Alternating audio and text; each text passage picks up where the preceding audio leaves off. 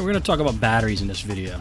Now there's all kinds of laptop batteries, and most of the time they're very specific to the brand that you buy. If you bought an HP, there's only one battery that could fit in there, and you either have to buy an HP or an HP clone. Now there's not too many things that actually go wrong with batteries, so this is going to be a pretty short video. Let's start by talking about how you can tell if you need to replace a battery or not.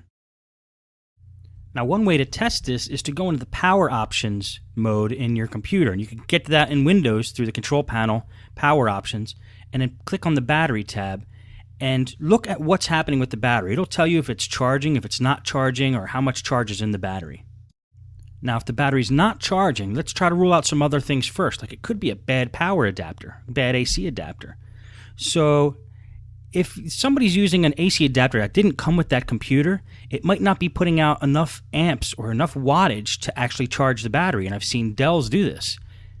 For example, I've seen power adapters that appear to be correct for Dell computers, but they're a little small actually, and they don't put out the correct amperage. They put out too low of a current, and therefore, though the adapter powers on the Dell computer, it won't charge the battery, and usually you'll get an error message when you boot up with that, using that power adapter on a Dell anyway.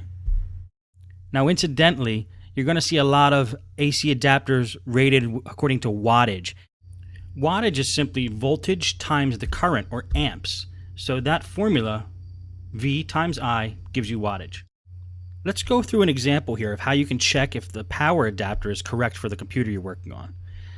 Got a compact laptop here that's not charging. The power adapter's plugged in, and you can see by that lightning bolt it's not charging. Now here's the power adapter we're using.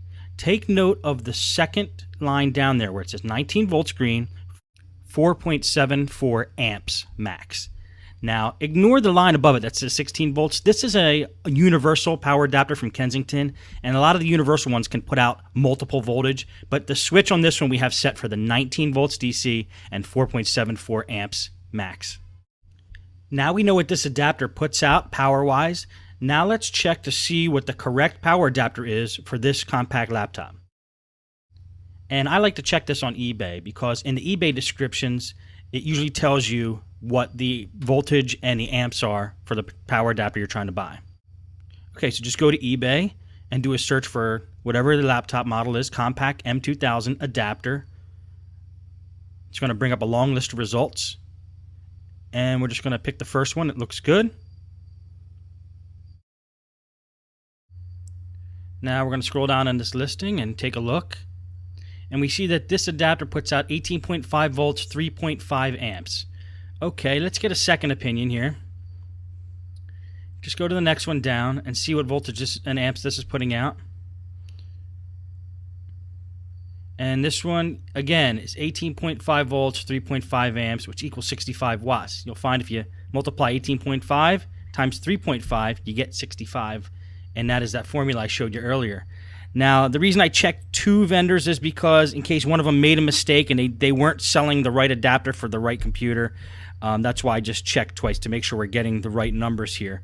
And that's a pretty reliable way of finding out what kind of power adapter that a computer needs just by checking the eBay listings there. Now, there's one more thing about power adapters I just want to bring up real quick. The amps on an adapter that you buy, that, like for example, that one put out 3.5 amps. Power adapters, you could buy one that puts out 100 amps. The amps can be higher than what is required. So that requires 3.5 amps. You could get one that has 6 amps. You could get a power adapter that has 7 amps. You could get one that has 20 amps. And that will still work with that computer. The thing you don't want to be the wrong number is the volts. You can't put a higher voltage power adapter on a computer that's not rated for it. You will fry it. So if you're trying to hook a 25 volt adapter up to a laptop that's supposed to take an 18 volt adapter, bad move. You probably will fry the motherboard. So the volt has to stay the same. If a computer needs 18.5 volts, then you need to get an AC adapter that puts out 18.5 volts. You don't want to mess with the volts. But you can go higher on the amps. Okay, now where were we? We were trying to see if the adapter that's being used with this compact computer has enough power and current to power the machine and charge the battery. Now, if you remember looking at the power adapter in an earlier shot, you could see that the voltage is 19 volts and that the amps are at 4.74. Now this computer only requires 3.5 amps, so 4.74 is higher than 3.5. This adapter does have the capability of powering this machine. Now I know what I said about volts, and this power adapter says it puts out 19 volts and the computer only takes 18.5, but that's close enough that I'm going to let it slide, and that you shouldn't have a problem when it's 0.5 volt. That you're going to find out with most adapters, 18.5 or 19 are about the same. Now, let's go over the situation where if your DC jack on the laptop is bad and is not making a connection to the motherboard, then it might look like the battery is bad as well because the battery's now not holding a charge or even taking a charge. Now, this has happened a lot in my shop with my customers where their DC jack goes bad. They think their battery's gone bad because it's not taking a charge anymore. They go out and buy a new battery, and then they decide to bring their computer in because the battery's still not charging, even with the new battery. That's because the DC jack is bad. You're going to probably run into this a lot, where the battery's not charging because the DC jack is bad, and until you fix that, the battery's never going to charge. So how do you test if your DC jack is bad? It's simple. Plug in the AC adapter, take the battery out of the computer. If the computer doesn't power on, then you know you have a problem with the DC jack.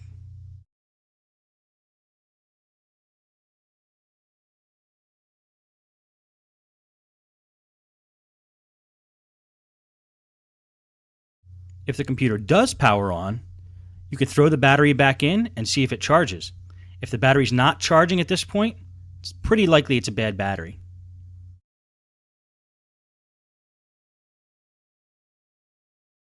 Now, it can also be, but it's pretty unlikely, that the charging mechanism inside the computer, like on the motherboard, is bad. Now, I've done a lot of laptop repairs, and I've maybe seen that one time, so I think that's a very rare situation.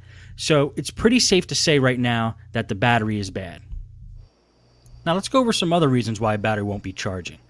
It could possibly be that the contacts between the battery and the motherboard are not making a connection. Maybe something spilled in there, or there's some film covering the contacts and they're not making a clean connection.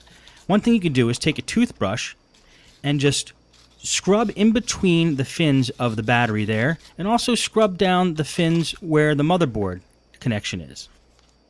Make sure to use a dry toothbrush, preferably one that has not touched human teeth. Now, I've also seen instances where there's just some kind of flukiness that's happening with the computer, where if you just take the battery out and you put it back in, it might start charging. Maybe there was a malfunction on the motherboard or some circuit and it wasn't actually taking a charge. Try simple things before you just determine that the battery is bad. You know, reboot the computer, power the computer down, power it back on, take the battery out, put it back in once or twice, and see what happens. Just doing that may fix the problem.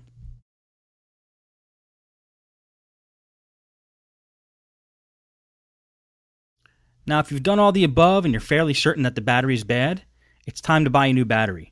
So I'm going to do a walkthrough here of how I buy a battery for my customers or even for myself, and the process that I use to do that. You guessed it, eBay. I love using eBay to buy specialized parts for laptops. It includes batteries, motherboards, screens, and that kind of thing. And here's the process I use to buy batteries on eBay. We're at the home screen of eBay here. The first thing you do is just type in the model number of the computer. This is a Compaq M2000, and then the word battery. We'll probably get a lot of listings for that. And then a little later I'll show you a different way, which might be better. It yielded 645 results. Now that's a lot. When I get that many results, I actually like to sort it by price, because that's too many to go through one by one. So we might as well try to get the cheapest ones first. And I like to order from this country. I'm in the U.S., so I like sellers that ship from the U.S. New Jersey is one state away from me, so that might be pretty good. Let's click on this and see how good it is. It's a good price, $35.90. The seller has tons of feedback and a 99.3 feedback rating. I love eBay because of the feedback rating. It's something you can't find at a lot of other places. Some people are afraid and get the wrong idea about eBay, but I actually like eBay because of the feedback rating. What some people aren't thinking with is not a lot of websites have feedback ratings, so you could basically it's easier to get screwed somewhere else, I think, than to get screwed on eBay.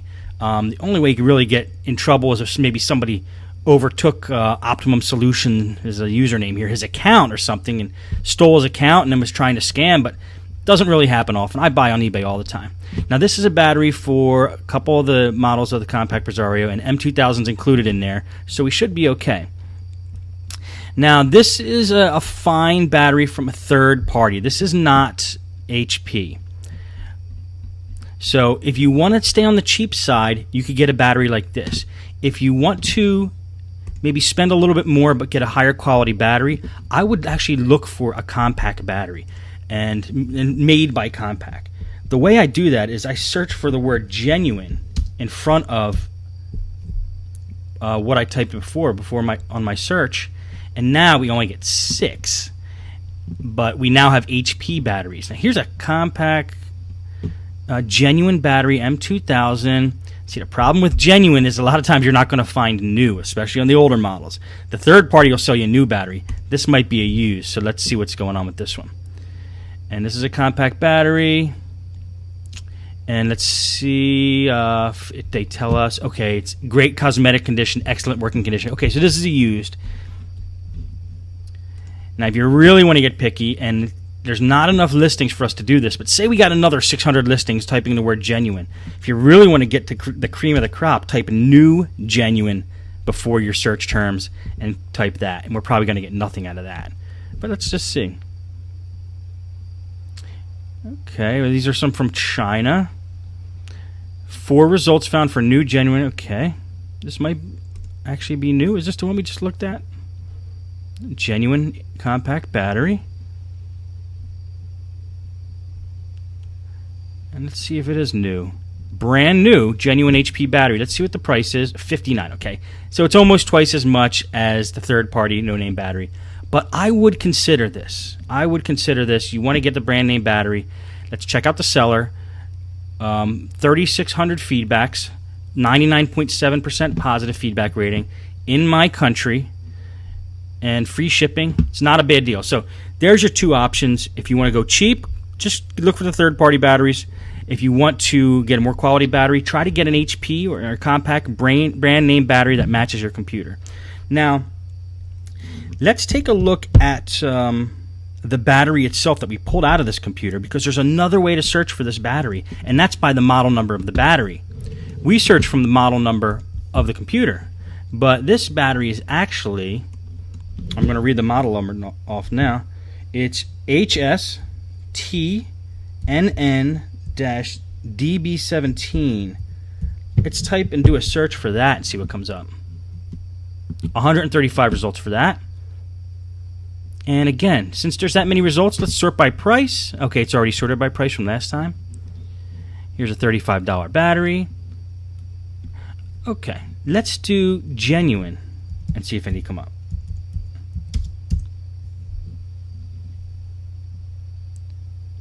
Five results for genuine. Decent prices for a genuine, but they look like they're used.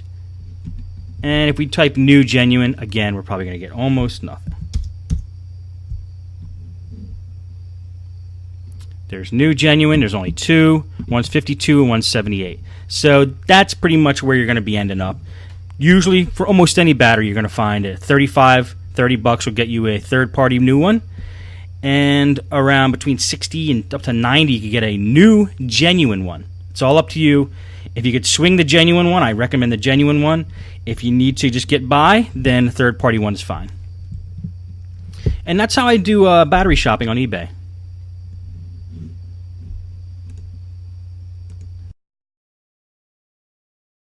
This video actually turned out to be longer than I thought, but the last thing I want to talk about now is installing and removing batteries. You got your battery, you bought it on eBay or wherever you got it, got delivered, and now it's time to install it or take an old one out. Most laptops have a little slider on the bottom side of the case, usually with a little battery icon next to it. All you do is pull that lever, and the battery comes right out. This is how you remove a battery on an older Dell. This old Toshiba has a simple slider, as well as this Sony Vaio.